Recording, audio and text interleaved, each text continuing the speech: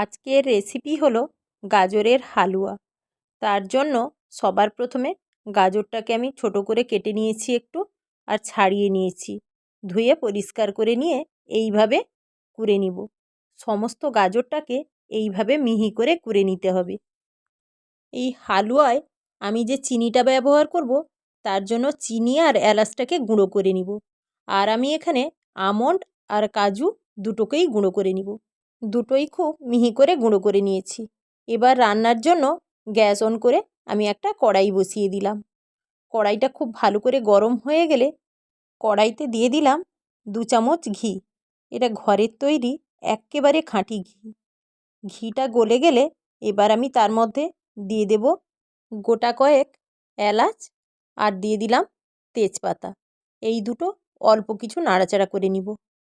তারপরেই আমি দিয়ে দেব এর মধ্যে কাজু বাদাম আর কিশমিশ। সব কিছু হালকাভাবে আঁচ কমিয়ে নাড়াচাড়া করে ভেজে নিব। কাজু বাদাম আর কিশমিশ ভাজা হয়ে গেছে। এবার আমি এটা তুলে নেব। তুলে নেওয়ার পরে ঘিয়ের মধ্যে এবার আমি কিছুটা পরিমাণ সাদা তেল দিয়ে দিলাম। তেলটা খুব ভালো করে গরম হয়ে গেলে তারপরেই আমি এর মধ্যে গাজরটা দিয়ে দেব। গ্যাসের ফ্লেমটা এ সময় একদম কমাবো না, একদম হাই ফ্লেমে এটা কিছুক্ষণ রেখে ভাজতে হবে। গাজরটা অনবরত এইভাবে নাড়াচাড়া করতে হবে, দিলেই খুব সুন্দর করে ভাজা হবে। এখন দেখে মনে হচ্ছে একদমই যেন এতে কোনো তেল ব্যবহার করা হয়নি, কিন্তু তেলটা অনেকটাই টেনে নিয়েছে। এইভাবে অনবরত নাড়াচাড়া করে পুরো গাজরটা আমাকে ভেজে নিতে হবে। বেশ কিছুক্ষণ ধরে এইভাবে নাড়াচাড়া করে আমি গাজরটা ভেজে নিয়েছি। গাজরটা কতটাই কমে গেছে, এখনও পুরোপুরি গাজর থেকে তেল ছাড়েনি। গাজরটা খুব ভালোভাবে ভাজা হয়ে গেছে। এবার আমি একদম আঁচ কমিয়ে প্রথমে দিয়ে দেব এর মধ্যে গুঁড়ো করে রাখা চিনি। একসঙ্গে পুরো চিনিটা দেব না, যতটা লাগবে স্বাদ বুঝে ততটাই দেব। এবার আমি এর মধ্যে দিয়ে দিলাম এলাচ, তেজপাতা, কাজু বাদাম আর কিশমিশ যেটা ভেজে রেখেছিলাম সেটাও দিয়ে দিলাম। আর এখানে আমন্ড আর কাজু বাদাম যেটা গুঁড়ো করে রেখেছিলাম সেটাও দিয়ে দিলাম। সব কিছু খুব ভালোভাবে একদম আঁচ কমিয়ে এইভাবে নাড়াচাড়া করে সমস্ত কিছু খুব ভালো করে মিশিয়ে নিব। শীতের সময় প্রচুর পরিমাণে গাজর পাওয়া যায়, আর এই সময় গাজরের হালুয়া বাড়িতে তো একবার বানাতে হবেই। আর এই হালুয়াটা এতটাই দুর্দান্ত স্বাদের, এটাকে একবার তৈরি না করলে বোঝাই যাবে না যে এটা কতটাই সুন্দর। এখনও দেখে মনে হচ্ছে তেলটা কিছুটা পরিমাণ ছেড়েছে, তবুও পুরো পরিমাণ ছেড়ে দেয়নি।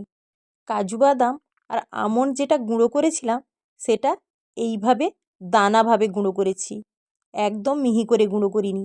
এটা মুখে পড়লে খুবই সুন্দর লাগবে। এবার আমি এর মধ্যে দিয়ে দিচ্ছি গুঁড়ো দুধ।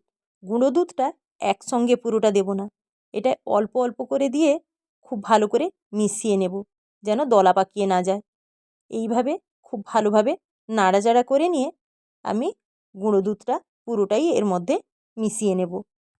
আজকের এই গাজরের হালুয়াটা এতটাই সুন্দর হয়েছে, ছোট বড় সবারই খুব প্রিয় হবে। আঁচ কমিয়ে সমস্ত কিছু এইভাবে মিশিয়ে নিলাম। গাজরের হালুয়া পুরোপুরি তৈরি হয়ে গেছে। এবার আঁচ কমিয়ে আর অল্প কিছুক্ষণ নাড়াচাড়া করলেই গুঁড়ো দুধ দিয়ে দেওয়ার পরে তেল আর ঘি দিয়ে যেটা আমি ভেজেছিলাম এবার পুরোটাই ছেড়ে দিচ্ছে। আঁচ কমিয়ে রেখে এইভাবে এক সাইড করে নিতে হবে, দিলেই উপর থেকে তেলটা গড়িয়ে আসবে নিচের দিকে। এই হালুয়াটা উপর দিকে এইভাবে টেনে তুলে রাখলেই বাড়তি তেল আর ঘি নিচের দিকে চলে আসবে। এইভাবে একটু চেপে চেপে নিলেই প্রায় অনেকটাই বেরিয়ে আসবে। অনেক ভালো কিছু সবারই খেতে ইচ্ছে করে, কিন্তু যে রান্নায় অনেকটা বেশি পরিমাণ তেল বা ঘি পড়ে সবাই সে রান্নাটা অনেক সময় খেতেও পারে না। আর এইভাবে বেশি তেল মশলা খেলে অনেকের শরীর খুবই অসুস্থ হয়। তার জন্য এইভাবে হালুয়াটা তৈরি করলে এটা অনায়াসে সবাই খুবই সুন্দরভাবে খেতে পারবে। এইভাবে চেপে চেপে অনেকটাই বার করে নিয়েছি। এবার এটাকে তুলে নিব। তেল আর ঘিটা তুলে নেওয়ার পরে আর অল্প কিছুক্ষণ এইভাবে আঁচ কমিয়ে নাড়াচাড়া করে নিব। গাজরের হালুয়া আমার পুরোপুরি তৈরি হয়ে গেছে। এবার পরিবেশনের পালা। আমার এই রান্নার ভিডিওটা আপনাদের যদি ভালো লেগে থাকে আপনারা অবশ্যই লাইক, কমেন্ট, শেয়ার করবেন। আর নিত্য নতুন রান্নার ভিডিও পেতে আমার চ্যানেলটি অবশ্যই সাবস্ক্রাইব করবেন। আর যারা ফেসবুকে দেখছেন তারা পেজটি অবশ্যই ফলো করে দিবেন। আমি ফিরে আসছি আবারও নতুন নতুন রান্নার রেসিপি নিয়ে।